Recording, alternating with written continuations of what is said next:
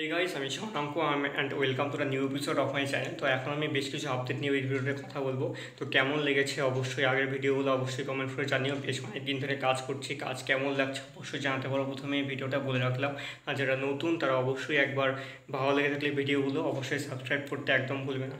তো প্রথম যেটা আপডেট সেটা হচ্ছে তামিল সুপারস্টার যার নাম হচ্ছে অজিত কুমার। থেলা অজিত সবসময় বলতো সবাই, কিন্তু পরে অজিত নিজে নিষেধ করেছে থেলা না বলতে, তো অজিত কুমার এখন সবাই বলে। তো তার আপকামিং যে সিনেমাটা আসছে দিওয়ালিতে রিলিজ করবে, সকলে জানেন লাইকা প্রোডাকশন এই সিনেমাটা প্রডিউস করছে। সিনেমাটার নাম হচ্ছে বিদ্যা মুয়ার্চি। এই সিনেমাটাতে আমরা লিড রোল হিসাবে অজিত কুমারের সাথে তৃষা খ্রিস্টান, রাজিনা ক্যাসেন্দ্রা, অরুণ বিজয় এবং অর্জুন সর্জাকে আমরা লিড রোলে দেখতে পাবো।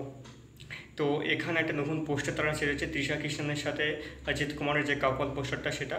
তো এই অ্যাকশন থ্রিলার সিনেমাটা দিওয়ালি রিলিজ করবে এবং ম্যাজিক থিরুমানি এই সিনেমাটাকে পরিচালনা করছেন। দেখা যাক এই সিনেমাটা কেমন রেসপন্স পায়, আমি তো বেশ এক্সাইটেড সিনেমাটা দেখার জন্য।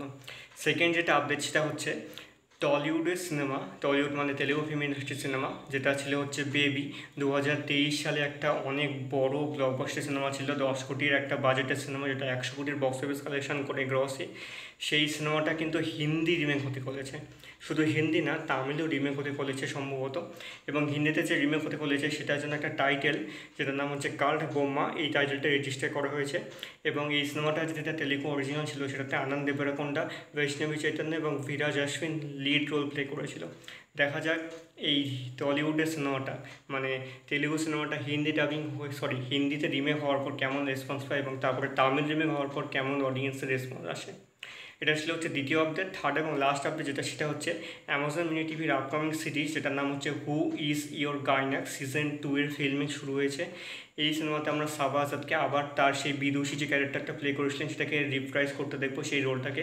এবং এই সিরিজটা ডিরেক্ট করছেন হচ্ছে হিমানি সাহা। এবং জুলাইয়ের 3rd উইক থেকে এই সিনেমাটার শুটিং শুরু হয়েছে।